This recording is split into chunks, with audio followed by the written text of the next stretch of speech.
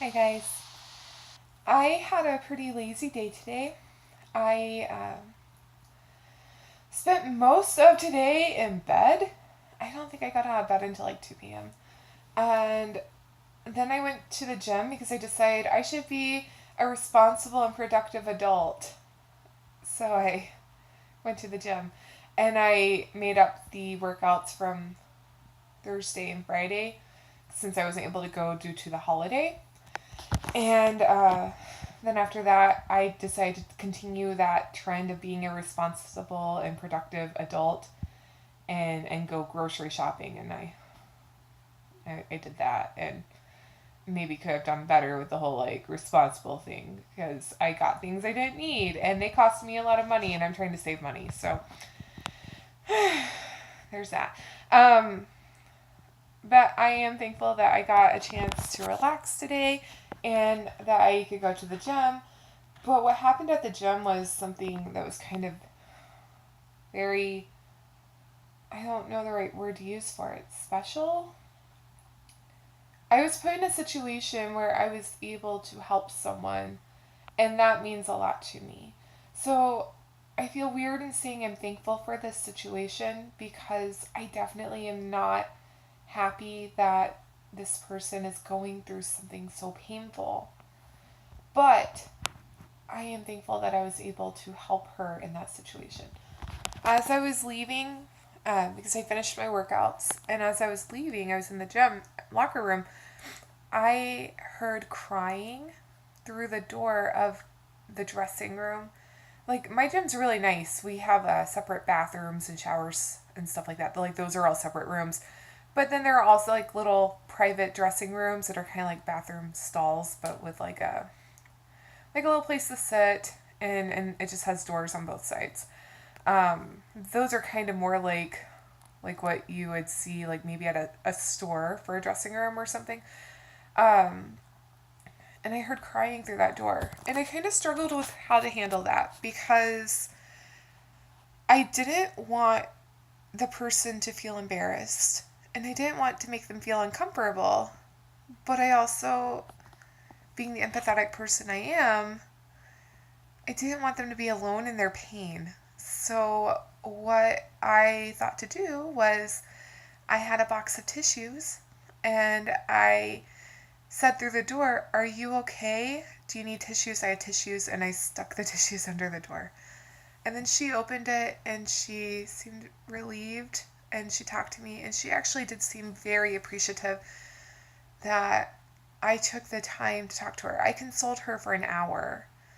I mean, I don't want to go too much like into her private details, but basically, like last night, she had her heart broken, and she came here from another country, and so now she's just in a really difficult situation because she hasn't been here long enough to be able to get her social security card, so she can't get a job, and she doesn't have anyone here other than the relationship, and she's not really sure what she's going to do about it, and she's scared. She's sad. She's crushed. She doesn't understand why this person would do something that would hurt her so much. I have an eyelash in my eye. Uh, Remember I said I pull out eyelashes? There you go. Um, but she uh, is experiencing a lot of feelings. Maybe that's going to be better. I don't know. I feel like a loose eyelash. That's a little hard since I've got mascara and it like glues them to me. She has a lot of feelings around this, and she doesn't know what she should do. Ooh, got it. Thanks, guys, for being there for me for that moment. And so I listened to her and I talked to her and I related to her. I let her know of like a couple situations I've been in, like that I moved here for someone and it didn't work out. So I know how that feels. And I'd let her know, like I don't have family here either. So I know how that feels too. And I told her about my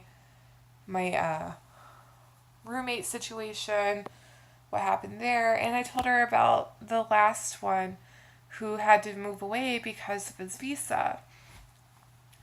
And, I was just trying to let her know, like, I can understand and relate,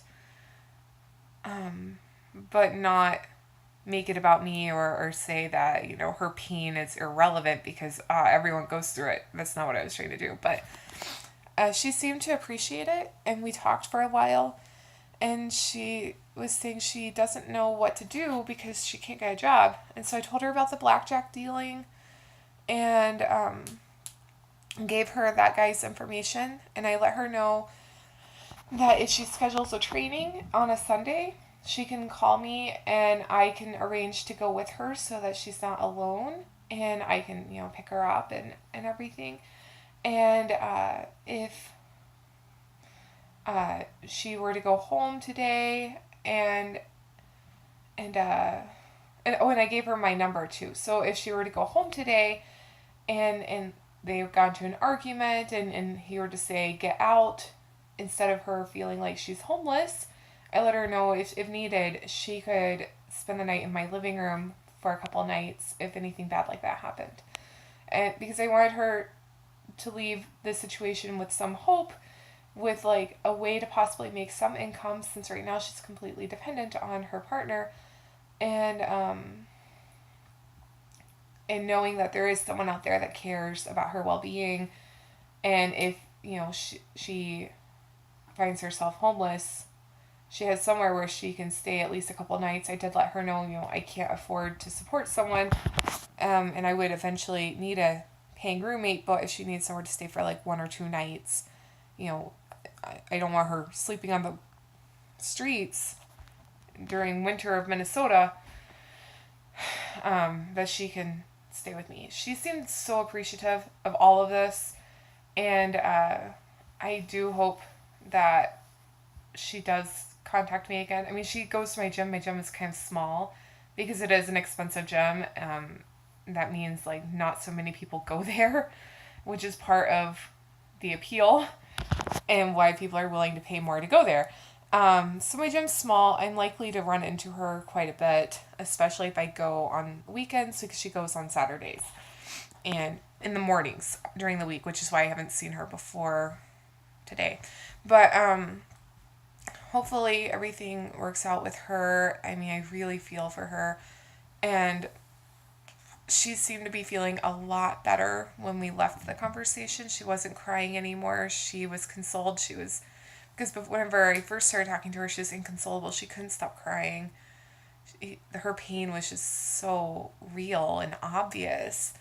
And whenever we left the conversation, she seemed to be pacified, and like maybe she had some hope, and she was thinking, maybe she can tell him she needs some time away from him to think about things, and maybe later, like she was coming up with a plan. So hopefully things go well for her. But I was thankful for the opportunity to be able to help someone, because one of my favorite things to do is to help others. I have a very loving, compassionate, generous heart, and I very much enjoy helping others. I really want to help others. I mean, that's part of why I make my videos public, because I hope that maybe other people who deal with anxiety and depression and maybe other issues that I bring up that might not even be around those two topics, maybe they might benefit from something I do or say, even if it's just to laugh at me, because sometimes I can be a little silly or ridiculous. Whatever makes their day better. So I like to help others. That is very important to me, and I am grateful for the opportunity to be able to do that. I need to eat this snack I just made. It's not anything super appealing. It's literally tofu and cheese tacos. And I am going to watch some more videos on YouTube about people vlogging about their anxiety and depression. And then some videos of people doing funny things, because for me personally, I enjoy reviews because they're lighthearted and I can find them informative, but I don't get emotionally invested in them. And also people being funny, because I don't get like too emotionally invested in it, and it can help make me laugh, and laughter helps me with my anxiety and depression. And that's why sometimes like I I I I deal with a lot of things in my life through humor, and I do sometimes try to have some of that personality come through, especially whenever I'm trying to help others, because I know it helps me, so maybe it might help others. Um, I'm just so rambly. I'm gonna talk to you guys later. Good night. Bye.